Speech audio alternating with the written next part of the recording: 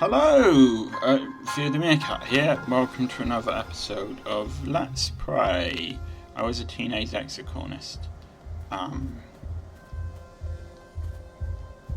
As we keep going this way. This is another one of those machines, as you may have guessed. I do not have particularly good engineering that I can give this a go. You find your way blocked by a massive wall. Now a hollow pillar knocked over and lying on its side in the sand. It's absolutely massive. It stretches to your left and right at least a kilometre in each direction. At some points it's crumbled enough that you can likely scale over it.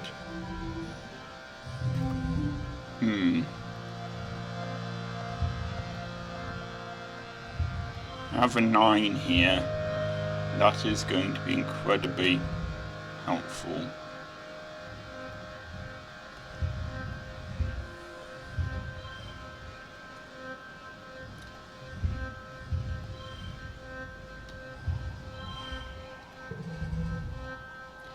I might be able to push through if I can't do anything else.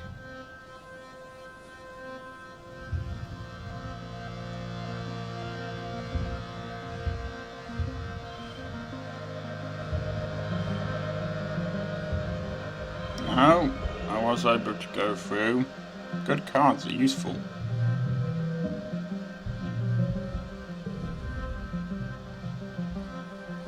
This looks giddy as you follow the pillar to its base. A large pyramid almost entirely lost under the sand. This always looks like he's kind of shying away from people. Like he feels... He looks like he thinks he's going to be attacked if he gets too close to you. You burst away from the stand and find that the pyramid is inscribed on all sides with pictures of, well, wormholes, you think. Pillar must have once stretched up into the sky. Maybe it was some kind of observatory or sacred building or just a monument to the wormhole. Mysterious. Yes. Quite cool thing to find, though.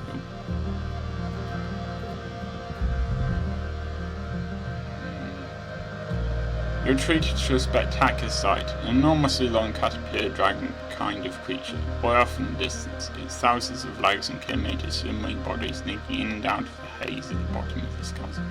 You just watch it. It's terrifying. It's like a train. It's so far away, but you record its movement coordinates and take a video for Utopia.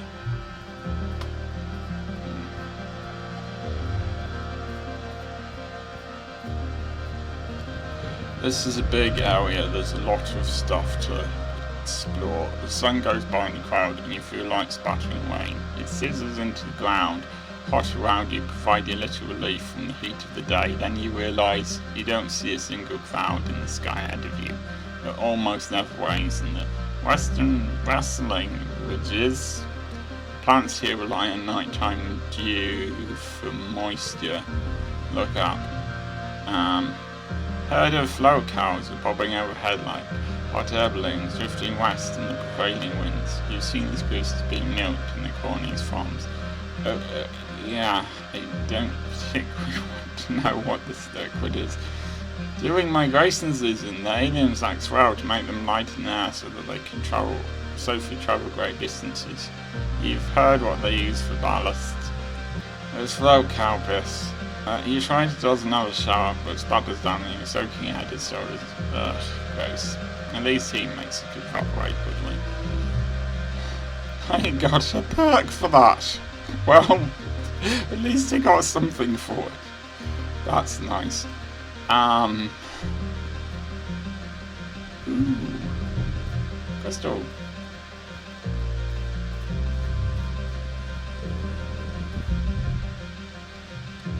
A precarious natural land bridge drops sharply down on both sides here. You kick a rock over the side but don't hear it hit the bottom. Do you cross? You shuffle across it slowly, examining the cracks and sticking to the solid places.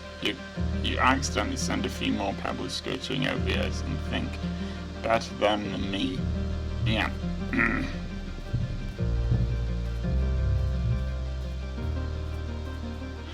much stuff to look at here, but I will look at Sim first. You're walking up a trail when you're caught by surprise. It's Sim, and he's running? You're knocked to the side as he pushes past you, running in the opposite direction with barely a glance. You shout and chase after him, but after a few seconds it becomes clear you don't have a hope of finding Sim when he doesn't want to be found. You turn and continue along the path. Around the next bend you spot a familiar face. Utopia. She's collecting rock samples with a pickaxe like an old-timey prospector. Who the hell was that? She demands.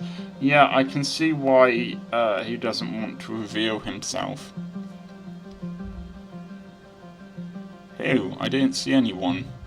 Utopia squints at you. The man who just ran past, the tall guy dressed in black. How did you not see him?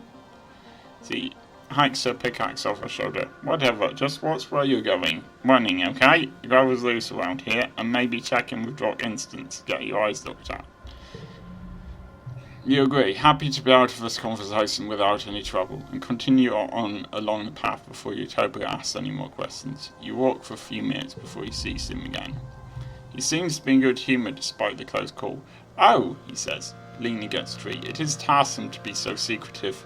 He wipes his eyes, brimming with mirth. It is such a pleasure to be around you and Dees, and to not have to hide myself. He sobers quickly. I do appreciate your discretion, he says. It is not the right time for the gardeners to be formally introduced. To do so too early would cause a great deal of chaos. Yes, even the female surveyor, he continues. I do like her, but I've learned from my limited experience of your kind that adults of your species do not react well to surprises. It is good you're here, though, Sim continues, as I need something from you. Data. What? Sim holds up his hands. Please do not be alarmed, he says placatingly. I do not mean sensitive information such as personnel and defences. I mean only the contents of your digital cultural archive. Like holovids? Sim smiles. Yes, exactly. Your holographic recordings, movies, music, books, cultural artifacts only, I promise. Why? I mean, I can guess why. It's two different species. The gardeners probably want to know. Or even Sim, just on his own, wants to know what sort of people we are. And it would make sense to look at the books and media we produce for that. I'm gonna finish my coffee.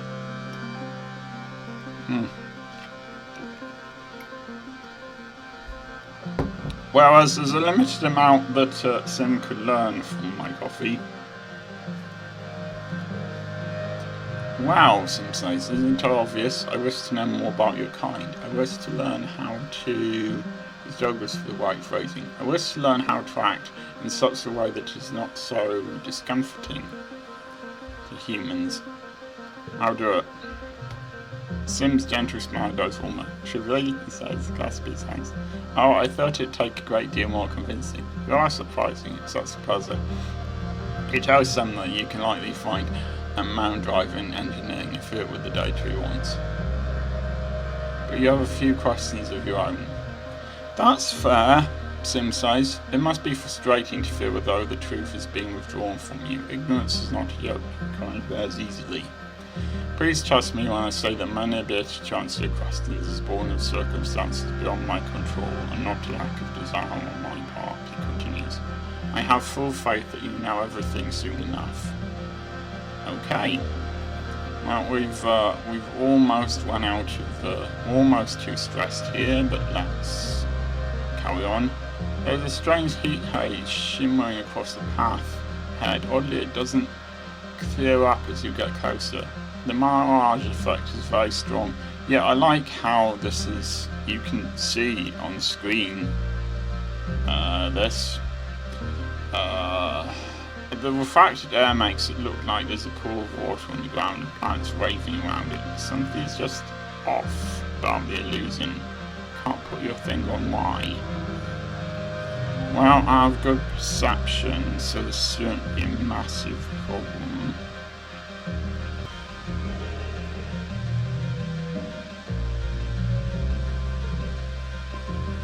The faster you move, the faster the mirage disperses. You approach cautiously. As you do, you realize what is wrong about the mirage. It's impossible. The plants on the other side of the haze are different. Not just wibbly-wobbly from the layers of air, but bigger, older. It's a different time of day. Evening, not morning. Then you see her. It's you. Through the haze, you see yourself in the distance walking towards you. You move to the edge of the mirage and peek around it, but she isn't there.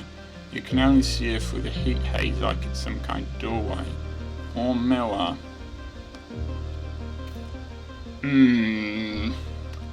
Yeah, we kind of got like the medium one, the taking a big risk one, and the let's be really cautious one. But I don't want to lose this chance. You take a running leap. Jump through the heat haze. You're surprised to find yourself on the other side alone with everything looking very normal. You turn around, the heat haze is gone. You're pretty sure you're still where you started. It's still morning. Weird. You're too worn out. Yeah. Fair enough. That's probably enough exploring for one episode. My engineering's increased. For us, there's this, which always takes a while. The Vertumnalia Festival is a welcome day of normalcy in an otherwise chaotic year. Despite some lingering rivalry between the two factions, Vertumnalia is a chance for the Helios and the Stratos to come together and appreciate the beauty of the planet. At least that's what the adults say. As Governor Lam takes stage to address the corner, you can't help but notice the crowd has segregated itself according to their ship of origin. Makes sense. Rex seeks away from over on the Strato side, and Naomi makes the face. Vase is surrounded by the young soldiers, all looking sharp in their Holocaust uniforms. With Dee standing behind you, you wonder if the two ships will ever feel like one colony. A fanfare plays over the square's announcement system. Lums on a guard do a complex drill with their drone rifles. Greetings, people of Vertumna, Lum says, his voice ringing out over the square. We may be far from a beautiful Earth, but we can still celebrate and be thankful for what we have here. We've worked hard to save this beleaguered little colony from the brink of destruction, and should be proud of our work. The Helios chair. Your side of the square was more quiet. I know some of you will be asking, Lam, how are you going to do it all by yourself? How are you going to run the colony, solve everyone's problems, turn this planet into a paradise, and look this good? Lum strikes a pose to a smattering of polite applause. Yeah, I get the feeling that Lum has the ambition to be a leader, but he doesn't have the common sense or humility or wisdom to be a leader. It's not a good idea to let someone who wants power for its own sake be the one in charge. Well, I have the answer for you, he continues. Your council made a lot of bad choices, like legally leaving Earth. Not so sure about that. But I believe in second chances, so I've appointed the original department heads to my council, Lamb's Council 2.0. Better not disappoint me, he laughs and makes finger guns at the department heads at the front of the podium. Stay on your toes, Stratos. Yeah, I really hope that he was just joking. I also want to promise everyone here today that we're going to make Vertumna safe for humans, Lom says. Yes. Okay. The next time those bastards Xenos attack, we're going to blow them to so many pieces there won't be enough left to wipe off our boots. We are technically the aliens on here who chose to land on somebody else's planet. We've already got the defences, he says, gesturing broadly to the new, taller, thicker walls, and we're building homes for everyone. Homes where people can raise children, knowing that our military men and women are keeping us safe. See, I get the feeling that this is why we left Earth in the first place. Why the Vertumna colony exists in the first place, but Big cheers from both sides this time. Some of the cars around you even have tears in their eyes, especially those who lost family in the last attack. None goes on for a while, lionising the heliport's military strength and casting subtle digs at your failed colony experiment. Finally, the crowd disperses to set up a square for the afternoon activities, some traditional, some new. At the tables, Aunt Anne and the kids are setting out the spread for dinner. There's an unimaginable amount of food thanks to the heliport's huge ration surplus, and the piles upon piles of xeno meat from hunting parties for those who can stomach it. Anne is all smiles, clearly making an effort to move on as Lum mandated, despite mourning her lost son Con. But not even the festival atmosphere could force a smile onto Anemone's face. Yeah, sorry.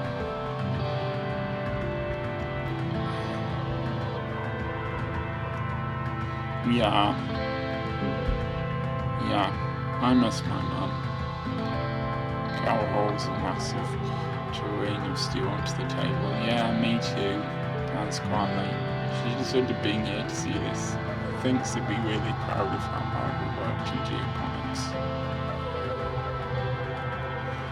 The chime sounds to announce this. The square is set up for the annual competitions. What do you choose this year? Yeah, you know, I've never done this, and I want to see what happens. Plus, you know, I liked the science one in the bot triathlon, so head off to the wall where you find East. Oh, it's you, he says. The slightly cooler breeze coming from Forrest gently tosses his hair. What do you want? Just getting some alone time. Yeah, me too. Dee says, don't you? So I'm going to go over here now. Fair enough. By mutual silent agreement, you and Dee stake out places on the wall a comfortable distance apart. It's peaceful. This place sucks now, Dee says after a few minutes of silence. I don't believe we got taken down by a bunch of stupid soldiers and everyone's down there playing nice with them and pretending like they're going to help us. Looks out towards the wilderness. What's out there is bigger than their guns. I know that. See, I mean, I'm getting rebellion points here, but is Deese really wrong about this? I feel like every time I've done something that increases my rebellion, it's something where actually it's a good point. You know, I don't feel like it's rebelling for the sake of rebellion. It's always a good point. After the festivities, the mood in the colony is a lot lighter. You see people smiling easier and often see a mixed group of Helios and Strata socialising together. It feels like the first time people have actually let themselves relax. Okay.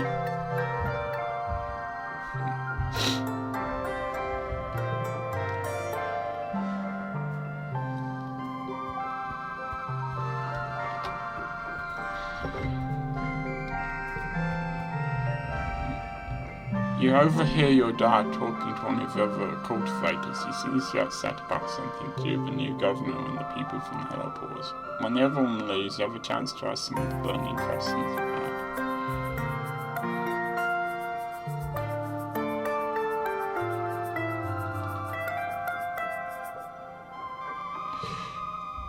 Why did the Helios know about Mum? Your dad looks startled and tries to master a friendly smile. You overheard her say, kiddo? Listen, Solani. He hesitates and looks around nervously as if he's afraid you're being watched. You're just going to have to trust us adults on this thing. There are things you're too young to understand. Yes, or you're deliberately hiding things because you're worried about what is going to happen to you if you say too much. And no, I am not too young. See, it's 5 rebellion, but I have a good point. I thought the same about myself once. My dad says gravely. I was wrong. The Helios came here just like us, looking for a better life, he tells you. Some of them had other reasons too, but now that they're here, we have to learn how to work together. When your mother and I were young on Earth, we learned a hard lesson. He gives a grim smile. We learned a lot of hard lessons. I'm not necessarily saying that you shouldn't work with them. I'm just asking how they knew about Mum. One was it's safe to be led by one dangerous person than to be attacked by an army of them. He lets that sink in. Alright, yes, I suppose so. Another was that sometimes when adults tell you not to worry, you should listen to them. Go on, enjoy your youth. He gestures toward the heliports. Go get to know some of these new kids. I'm sure you'll find them a lot like you. I'm fine with the other kids. Before you could say another word, your dad was called back to work. There's still so much to be done to rebuild farms and geoponic greenhouses, and you can see people from the Helio helping him. Maybe they aren't all that bad. No, they probably aren't all that bad. I'm just...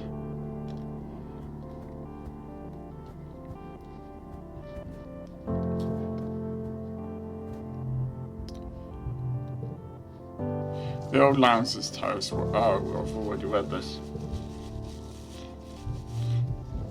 No, I'm keeping both those.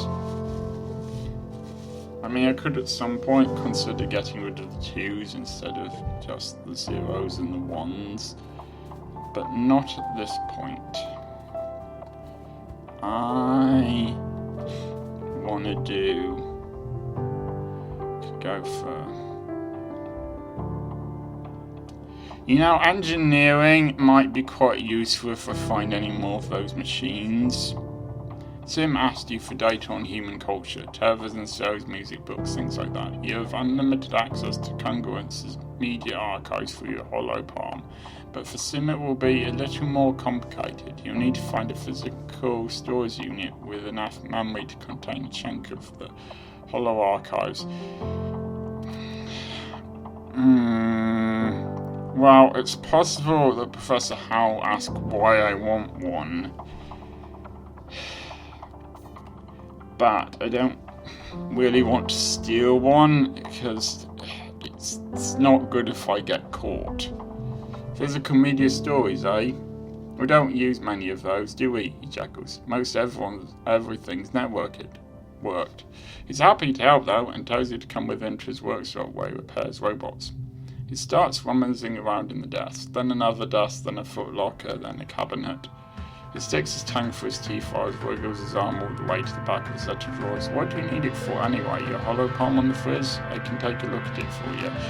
Yeah, I'm not ready to tell him about Sim. Yeah, sorry. You tell him you're going to back up some special photos and vids on it just in case the internet goes down. He looks guiltily at Congruence's motto is currently that. Yeah, I don't like to think about it, but the old girl's going to break down eventually, he says quietly, like she can hear. Not for a long while yet. Probably not until we've got grandbabies, but when she goes, no one's going to know how to fix her. Even I couldn't. I'm not ready to say goodbye yet, he continues. Not by a long shot. This is why I keep robots going too, even the ones that were antiques when we left Earth. Hands you a tiny cylinder the size of your pinky finger. Well, here it is. You can plug it in here and copy whatever you need from the whole control. I'll leave you to it. I like that there is actually a little robot there. That's cool. You start by carefully copying your very favourite vids and games, and there's a shit ton more on this tiny device. You sweep in several thousand more vids as well as the entire contents of the school's learning media. That should be enough for, well, a lifetime. You put the units of MR as a tiny holo projector at one end of it, just as sensitive like a hollow bomb. There we go.